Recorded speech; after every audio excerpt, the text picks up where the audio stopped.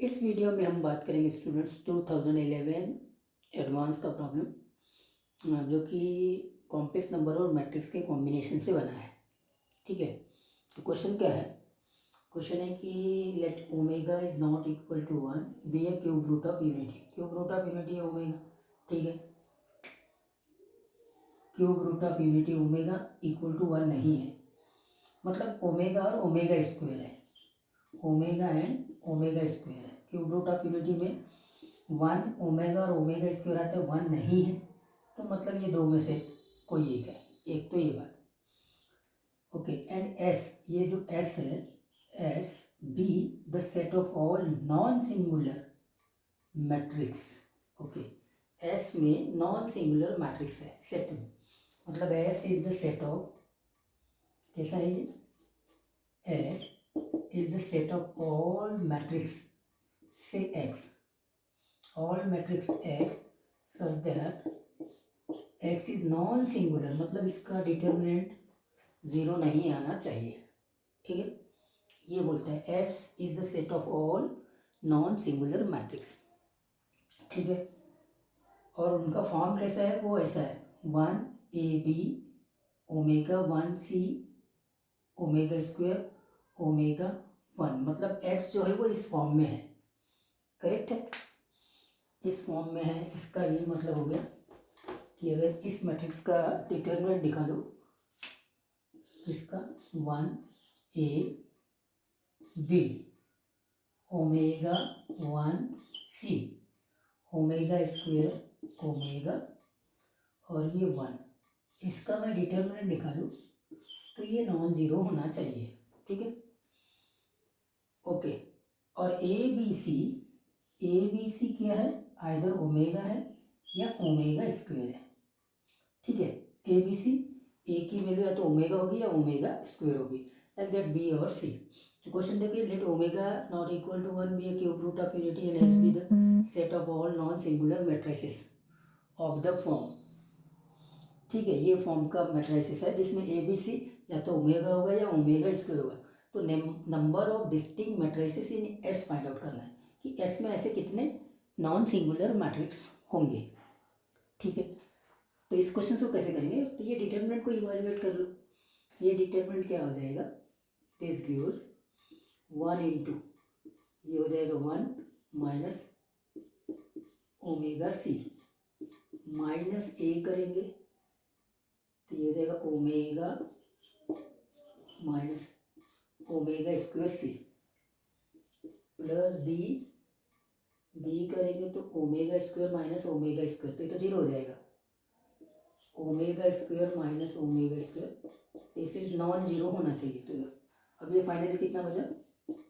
ये बचेगा 1 minus omega C minus A omega minus omega square A C is non zero. इतना आ गया। इसको क्या करेंगे अब आगे?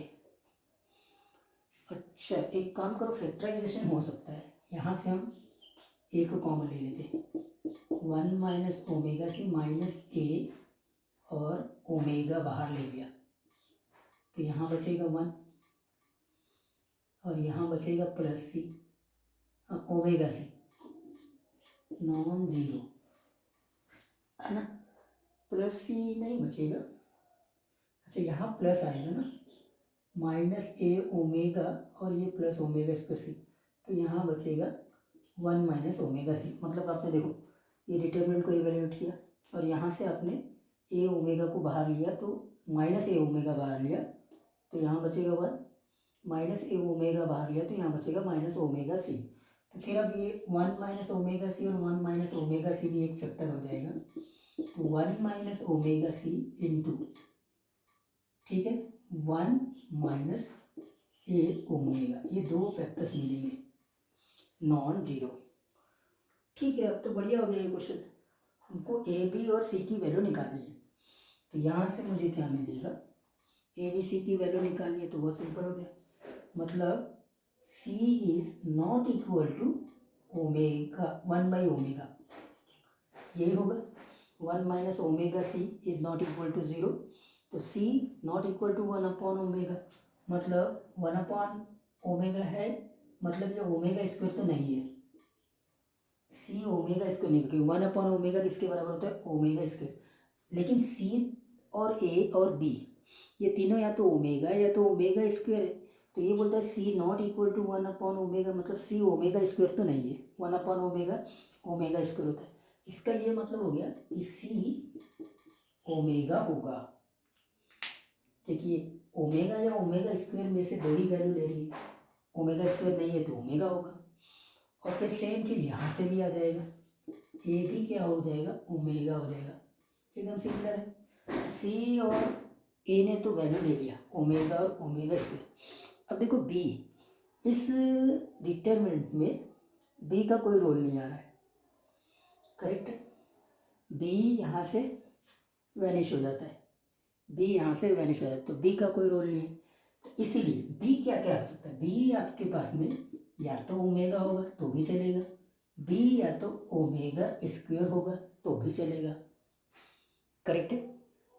फाइनली आपके पास में अगर बी को ओमेगा रखते हैं यहाँ पे, ए और सी तो ओमेगा हो गया, ए और सी ओमेगा हो चुका है, ओमेगा स्क्वायर नहीं ले रहे हो, तो बी को मैंने ओमेगा लिया तो अब ये एक मैट्रिक्स हो गया, और अगर बी को मैंने ओमेगा स्क्वायर ले लिया तो ये दूसरा मैट्रिक्स हो गया।